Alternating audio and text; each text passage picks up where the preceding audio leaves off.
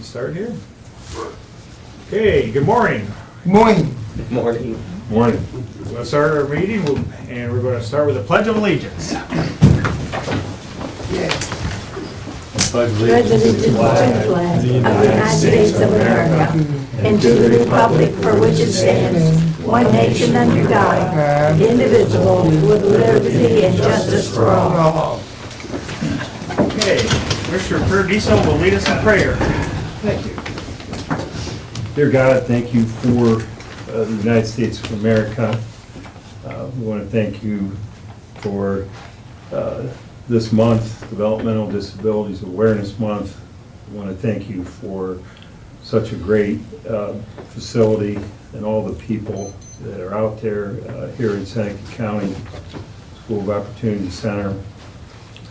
We really appreciate the support, the guidance, the loving touch you have on our facility and with all our special people. We're looking forward to today's meeting. We ask that you make the right decisions and that the people here have a good presentation. Amen. Okay, roll call. Commissioner Frankert, Here. Commissioner Bustecker, Here. Commissioner Paradiso, Here.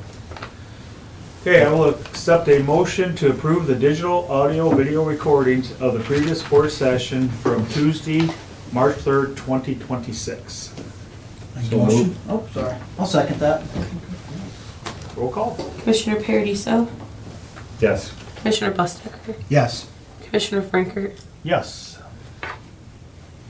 Okay, so we have a great appointment here today. So we have Lou Hurst, and you want to come up and talk about all your activities and bring your team up with you, and looking forward to hearing about everything that's going on. Well, I'll go ahead and start as people are coming up. Good morning, and our folks look very forward to this event every year. As you're well aware, it's Disability Awareness Month. March, we do a lot of different activities to promote our program throughout the community. That includes radio spots, and then also we have this third. Well, I'll let these guys talk about the events. I don't want to steal their story. But many times I've done presentations and somebody's stole my presentation right before me, and then you get up and you're like, okay, what am I going to do? I don't want to do that to them. But I do want to talk about the Opportunity Center. So we have gone through privatization of the adult program. That was completed at the end of the year. And that entails the adults that we used to serve at the Opportunity Center are now being served by private providers. One thing to remember is we're still paying for the cost of those services. So it's not our staff, they're no longer county employees providing the services, they're public, private employees that are providing the services via contract through us. And they're doing that at many different locations throughout Seneca County, but primarily Preferred Pathways took over the majority of folks, and we are leasing the space at the Cancer Center that we purchased. So they're paying us for the space, providing the services totally, and then our SSAs, which are service coordinators, coordinate the services with a variety of different providers. So we have several different providers that also provide day services in Seneca County. REM being one of them. Ability Acres is a newer one. It's kind of a farmstead, just north around, I think it's east of Fostoria a little bit, where a lot of individuals have enjoyed that because there's animals, they can work with the animals, and they do their day programming there. So we've seen a growth in the number of different companies coming in wanting to provide supports to folks. And in checking with the individuals and the families, it's been as seamless of a transition as we could have had. That was our hope, is not to disrupt services for individuals, and individuals seem to really have enjoyed some of that. Obviously, there's always little hiccups here or there, but we were able to work through those. The majority of families that I have talked to have been very happy with the changes and excited about some of the different prospects of different providers coming in and providing additional services. As far as early intervention, which is birth to 3, we continually see large numbers of children being referred to our program. And it's different type of children that we've typically served. So a lot of times in the past with early intervention, the folks that we served had physical disabilities. And not that the kids don't have physical disabilities, but it's more mental and behavioral challenges is what we're seeing with the children. And then that's progressing into our school program. So we have a very high demand for our school program, and in Seneca County, the schools are all really, really struggling with where to place children that have significant behaviors. The challenge we have, and we're trying to work through as we look for the future, is there's two different populations. One population that has physical disabilities and maybe have physical limitations, maybe tube feeding, maybe in chair, and need intensive supports, but vulnerable. And then the other population are younger kids that are aggressive, that are hitting, and I can't have them hitting the vulnerable kids. So we're trying to figure out how to find that right balance in the school. Our plan is, since the adults have moved out, we have created 2 additional classrooms. And so our plan is to fill those classrooms over the next couple of years with the number of kids that are coming in. I know I've spoken with Tiffin City Schools, I've spoken with Fostoria Schools. They are inundated and they have no place to put kids. So a lot of these kids, more challenging kids, are being served out of county at specialized schools that deal with behaviors. And so we're trying to partner with all of that to try to figure out how to coordinate the future for the school. So currently we have 53 students, and the goal would be to add another 16 over the next year or two, because I can't bring too many kids on at once that have significant behaviors, because my staff will kill me. Because it really has been a challenge. This year we've seen a lot of different challenges with kids, younger kids coming in with adult material on their tablets, exposure to things that they shouldn't have exposure to. And so we're trying to figure out how to coordinate that. But I do think our teachers and our staff do a great job. Early intervention, we do an incredible thing. And then as the adults, as I said, we contract with the adults. We also provide residential services for those of you who may not know. ECI, Renaissance, Winreath are a number of providers that provide residential services. Preferred Pathways is a newer one that's also providing residential services. And that means going into individuals' homes and providing 24-hour support to folks to help them with cooking, showering, bathing, making sure they get the food, making sure their daily needs are met. Our biggest challenge as we move to the future towards that is really like many things, sometimes things are beyond our control, and the things that are beyond our control are state and federal regulations. And the state and federal regulations have been interpreted that everybody should receive individualized home-based services, which I'm 100% supportive of if the funds are there to make it happen. The challenge is our costs for our adult program has significantly increased due to state rate increases. So the state drives the rate and sets the rate. We have to pay what that rate is.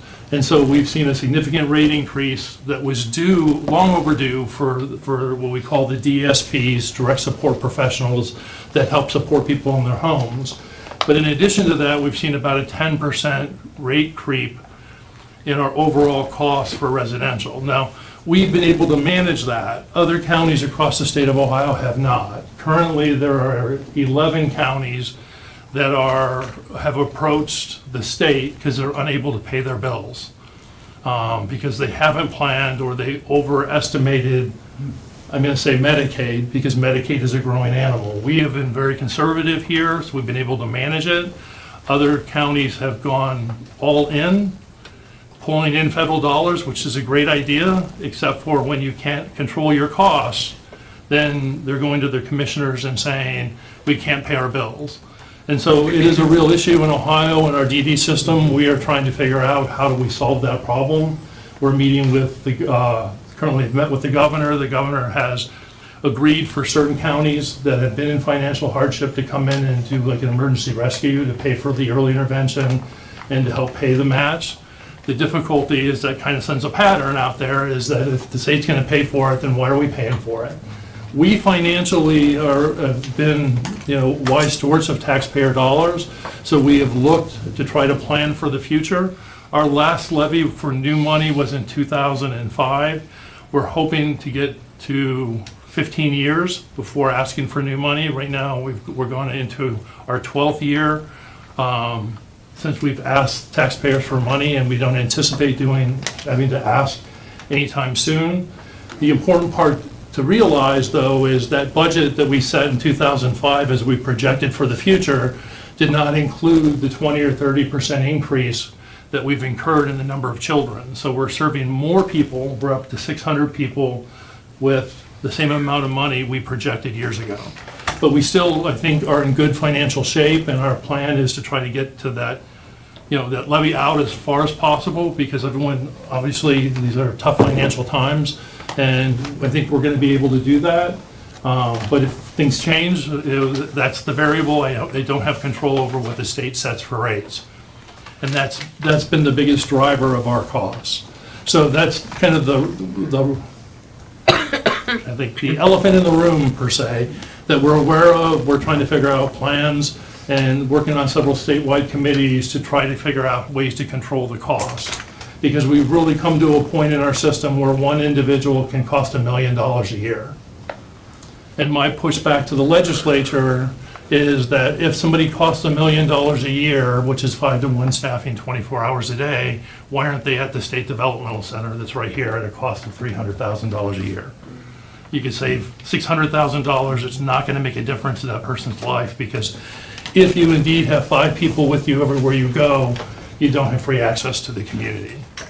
And so that's the conversation I've been trying to have with the legislatures, trying to figure out how do we regulate that, because the Fed's push has been everybody should be in the community regardless of the cost. But we have to be cognizant of the cost. Taxpayers can't afford to allocate absorbent amounts of money to serve one person. And so that is what's on our radar. We're advocating, and hopefully that never doesn't happen to us. We're not anywhere near that as far as our overall cost. Our highest cost person right now, we're trying to look at their medical needs, because we do think that they could be better served in a nursing home, but we're working with the families trying to figure out how do we help make that transition to help control our costs. So all those things are always on our radar. So that's kind of the state of the state, where we are with developmental disabilities. I do have some folks that want to talk about a lot of the fun things that we're doing. We continually do innovative things at the Opportunity Center. We are one of the leading counties in terms of bringing Project STIR. We lead all Northwest Ohio with self-advocacy. Advocates come from across the entire region to Tiffin University on a quarterly basis, and we work with them to come up with topics and educational things to help people find their voice. And today we want to celebrate people finding their voice. I'm very proud to have several self-advocates. I'm going to have them introduce themselves because they love to do that. You want to go ahead, loud and proud, David? Yes, my name is Dave Atkins. I'm from all the groups, all the groups into. I be proud of myself. I be in group the people support our body and the back thirds. Action Club, Ranch, all the groups I belong into, and I'd be happy to be here today. So David talked about Action Club. We are the largest action club in the state of Ohio. We have 74 members, which is actually larger than the actual Kiwanis Club, which we're a sub-club of. The Action Club has done, I believe, 17 community givebacks last year. Is that right? At least 17? Yeah. They're like, it just keeps going, but Felt like way one of the more. things we've tried to do is afford the opportunity, because the community supports us in so many ways, is to have folks give back to the community.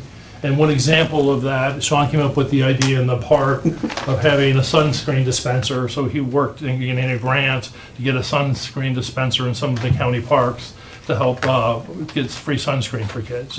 So that was Sean's idea, and it's just one idea of many that these guys come up with. Patrick, you want to go ahead? Yes. Patrick Steyer, Census and Pathways. Everyone is invited to any else in the county opportunity centers. Celebrity basketball at Ivor Shrigley Gym, March 26th, 2026 at 7 p.m. Doors open at 6 p.m. with free admission. Limited conditions, a ribble, hot dogs, chicken, snacks, and more. 50-50 raffle at the end of a third quarter. Questions, Contract with Tina or Amy, 419-447-7521. All proceeds to benefit the Center County Heroes Special Olympics. Thank you, Patrick. And so, real quick with Patrick, I want to say what a success story Patrick is. Patrick has battled cancer, and he's coming out on the winning side of that. He also is an incredible advocate for sports. And so when he had cancer, when he came home from the hospital, the whole city of New Riegel welcomed him home. He has a huge fan base in the community around sports. And two favorite stories I have about Patrick. One time we were working with Tiffin University and doing education on disability awareness with the students. And we were in the student lounge, and he kind of got bored because it was slow, so he went in and saw some kids shooting hoops in the gym. And so he was shooting hoops, and he actually was filmed hitting three-pointers from half court. Patrick. Three in a row, and they were filming him, and they put it on their YouTube. That's how I found it. And they're like, "Oh my God, look at this!" And he's like, "Boom, swish, boom, swish, boom, swish." Yes. But he's an incredible athlete, and he loves sports.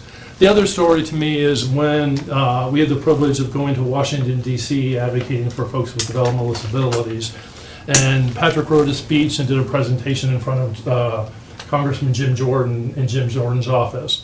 And it couldn't be any more prouder of our self-advocates, watching them find their voice, speak about what's important to them, and driving system change. And actually, we were successful at changing some of the federal policy around community settings, which was it for another discussion, but we were successful in helping change some of that. It wouldn't have happened without these guys going to Washington advocating for what they believe in. Sean, you want to go ahead?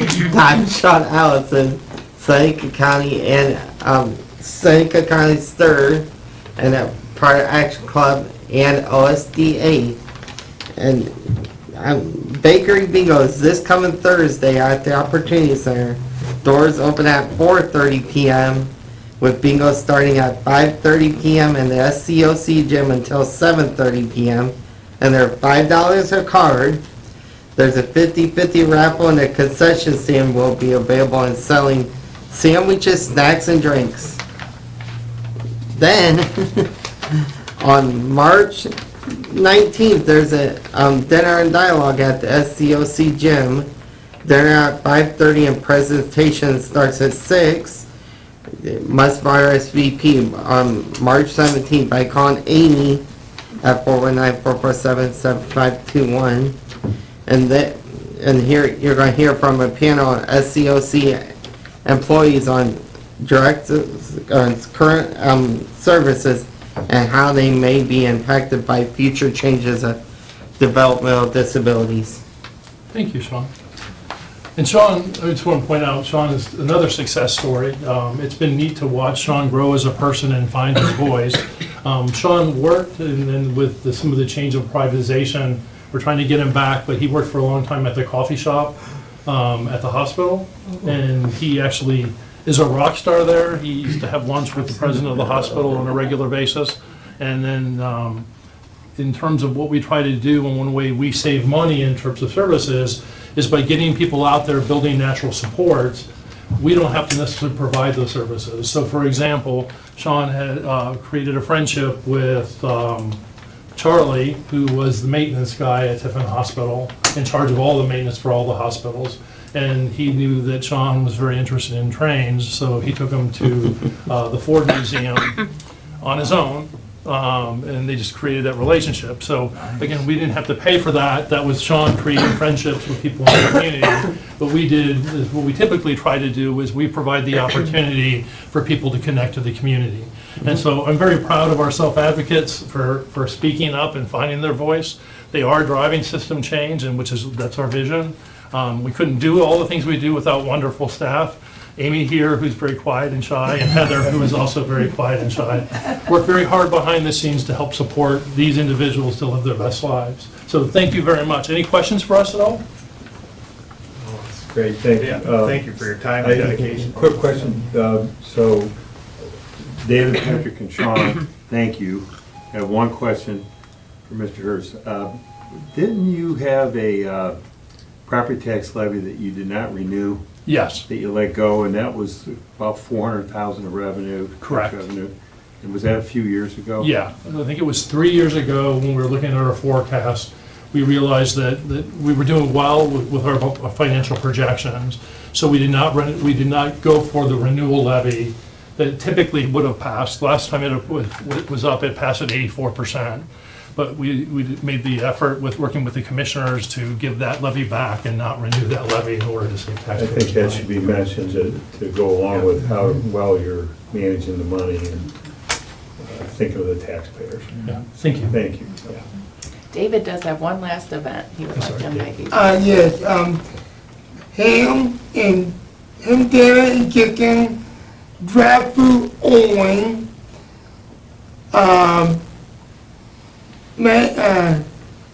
19, Sunday, March David 29th. March 29, 2026, Pick up from pick up, dinner, 11 to 1. 11-1.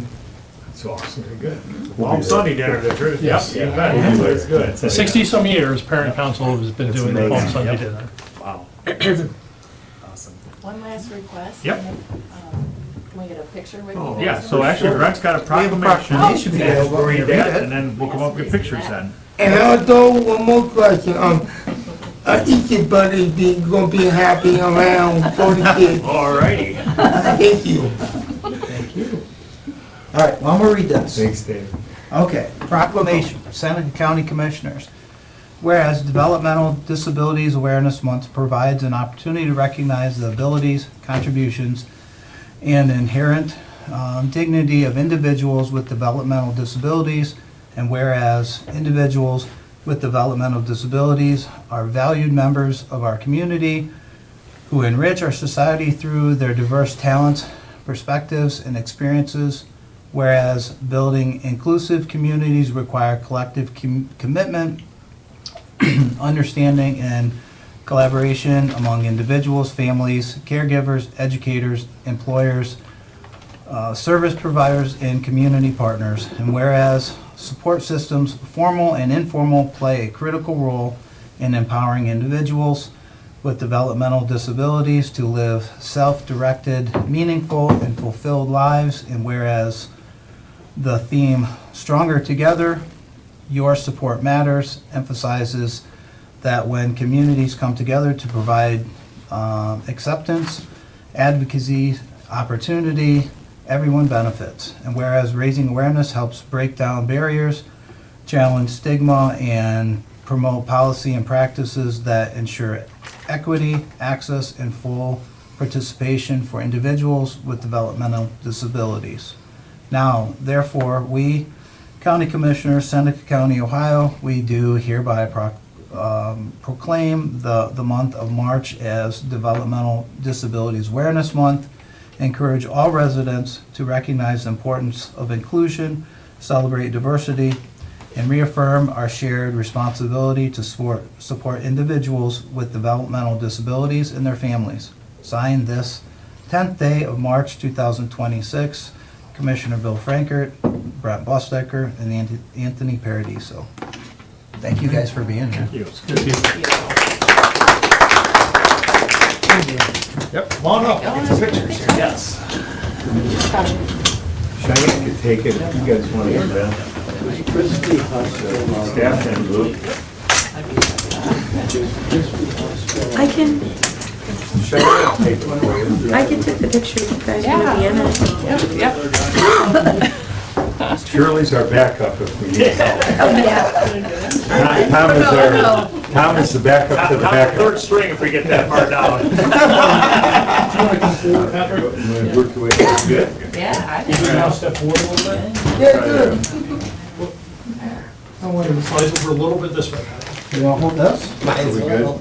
good? Turn my foot. it looked like, yeah. Thanks for running over here. I'm balancing out the flags. Go ahead. Balance the flag. Right, I think I that think looks so. good, guys. All right, on the count of 3. 1, 2, 3. And one more. 1, 2, 3. All right. Thank you. Thank you so much. Yeah. Appreciate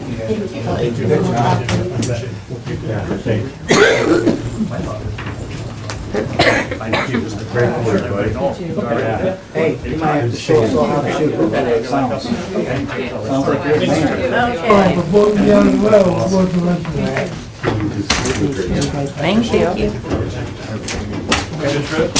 Before I get on the road. We all talked about a sidebar. Okay. Good day, Shirley. Yeah, have a good day. Have a good day, everybody. Thank you for your time. Oh, yeah. Yeah. Thanks for coming. Thank you. You have a great day. I always want to do that. Amy. See you later. Thanks for having us. Thank you. Thank you. See ya. You're welcome. Have a good day. Yep, you too. See you next time. Yep, oh, yeah. Okay, very good. So we'll get into commissioner reports. I can start. Go ahead, yeah. I have to say, I absolutely enjoyed having those guys here. I got to go out there last Friday for their luncheon. They're just so much fun. They're happy, positive. Anyways, last week, Health Department had another one of their mobile health units at Faith United Methodist Church here in town. I went out for that for a little bit. I don't know how they finished the day. It was a nice event for the community, getting people out there. At Downtown Development Board last week, they did some policy changes and things to that. So, went to Regional Growth Partners annual meeting. They discussed data centers. It's something I don't know where we all will stand at some point in time. It is going on pretty heavily in our region. Definitely want to know more about it before it comes to us, because it may. There's also some things with ADA website approval. I've taken 3 or 4 virtual meetings trying to get hands around that. There's some requirements that will go into place in April. We need to start getting further on that. Like I said, I went to school op on Friday for their luncheon, walked around the facility with Lou and a few other people. I was out there last fall for their Halloween door decorating, and they didn't have some of those classrooms and stuff done yet, and get a chance to see the classrooms and offices. And I mean, they're doing a lot of really good things. A few other guys may bring it up too. We had casino night at Franz Fieldhouse Saturday. That was a pretty amazing night that the collaborative put on. So we'll end there. Did you leave a little money there? No, actually, you know what? It was a good event. So I mean, in comparison, I think my family did okay. Yeah. Just curious. Don't you guys? Just a couple things. So we met last Tuesday. I've been to went to the village of Bettsville and Jackson Township Tuesday night. And last night went to Big Springs and Seneca Township as we make our rounds presenting the annual EMS report from 2025, which concludes our 3rd year. We're now into year 4. The report's good. It's nice to get back out there because there's some new people. There's been a little bit of changeover since we started with some younger, just newer faces, and so to kind of blend that in and explain EMS has been well, going good. Our advanced EMS class, the commissioners, it's an in-house class. We through our education program have funded that. They have 3 more to go, 3 more classes, and we will have, I'm not going to say the number exactly, but we have EMTs that will graduate as advanced EMTs, which really is a big deal because they can do IVs, they can do a lot of things, and they help our ALS manpower situation. So that's going really well. They had a class last night that checked in with. But Other than that, pretty good. We, yeah, got an investment meeting committee today, but that's where I've been. Back out in the townships, Bill, remember those days? Oh, yeah, yep, every day. Yeah. It's good. Okay, very Yeah. good. Basically been working on, Monday night, we have our district advisory council meeting, so working on the health department on that meeting coming up for, they have an open seat on that. And then, been working on, as we'll have coming up here, the solid waste, since we're gonna be on our own and stuff, on the process and everything to learn that, as we start moving forward, coming with that, with, you know, working with the who's committee and all that stuff there, so that's quite a endeavor to start that process.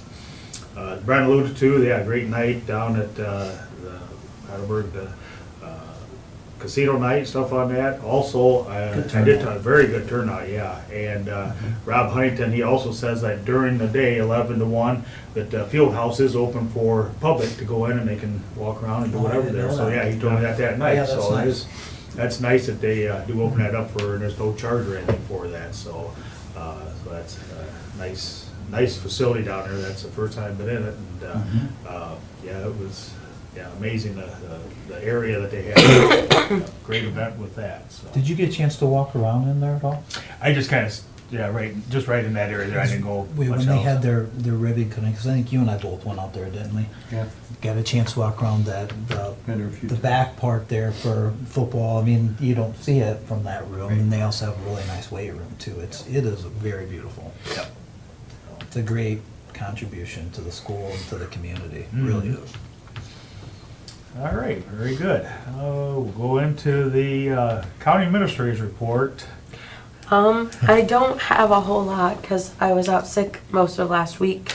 I've just been playing catch up since I've been back Monday and getting ready for today. So, But we're, so far, after a couple of days, we're doing okay. yeah. The Yeah. doors are still open, the lights are on, so we're all Everybody knows right. we're doing good. Yep, Cheyenne's done a nice job, you know, just Yeah. stepping in till we proceed forward with the five administrators. So, yes, thank you for stepping Thank up you. and doing that. We appreciate course. that very much. Okay, anybody have any old business? No. Okay, we'll get into new business, supplemental appropriations. All right, we just have a couple. The first one is for general fund for professional services in the amount of $30,000. This is for the contract with Thrive that was passed last week in resolution. And then the second one is for County Capital Projects Fund for the Northeast EMS Station in the amount of $40,000. And this is for the purchase of land for an EMS station.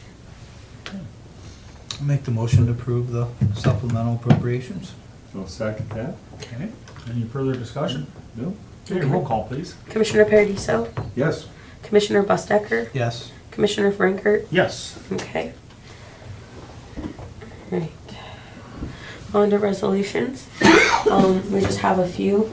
First one is resolution authorizing Seneca County to enter into a joint cooperating agreement with the City of Fostoria and the City of Tiffin for program year 26 funding under the Community Housing Impact and Preservation, or CHIP program. So moved. Second? Roll call. Commissioner Paradiso, Yes. Commissioner Bustecker, Yes. Commissioner Frankert. Yes. Okay. The next one is resolution setting time, date, and place to receive sealed bids for the Seneca County Jail Door Control System retrofit. We will be accepting bids until 10 a.m. on Tuesday, March 23rd, 2026. We'll be accepting them here at our office, and they will be opened at 10 a.m. during our regular meeting that week. There's also a pre-bid walkthrough on the 16th at the sheriff's office, and I will be putting all of the bid paperwork and everything on our website later today. I'll make the motion. Awesome. Second. So this is for all the intercom the controls, and they, I think it should be mentioned that the sheriff got a grant for this. Yes. And we'll see what the bid is, but could be six-figure kind of a number, right? Yeah. Close to it, Yeah, I think the grant was like 124, yeah. something like that, thousand, so. They have the original 30-some-year intercom system, security system. Definitely needs replaced, and the sheriff got a grant for it. We've been talking about it for a while, but we Yeah. just didn't have the money. Yep. Yep. So this is good. Okay, roll call. Commissioner Paradiso, Yes.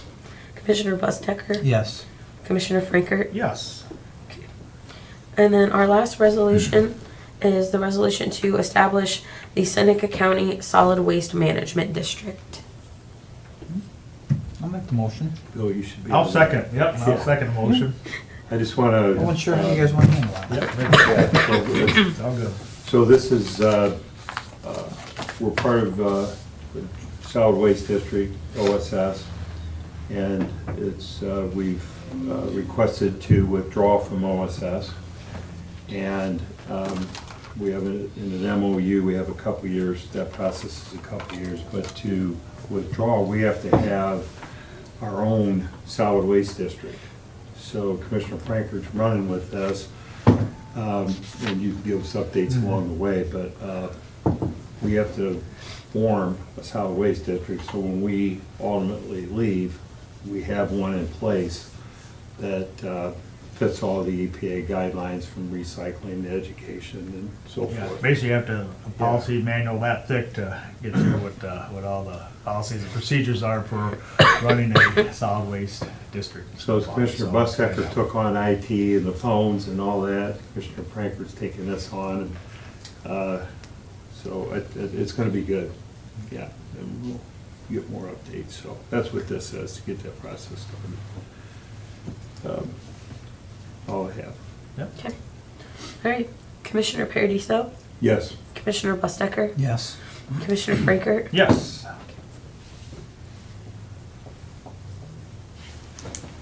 Okay, anything else?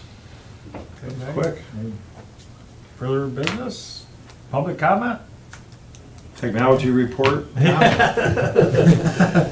right, well, meeting adjourned. Thank you. Thanks, 36 minutes. As part of that policy, does it talk about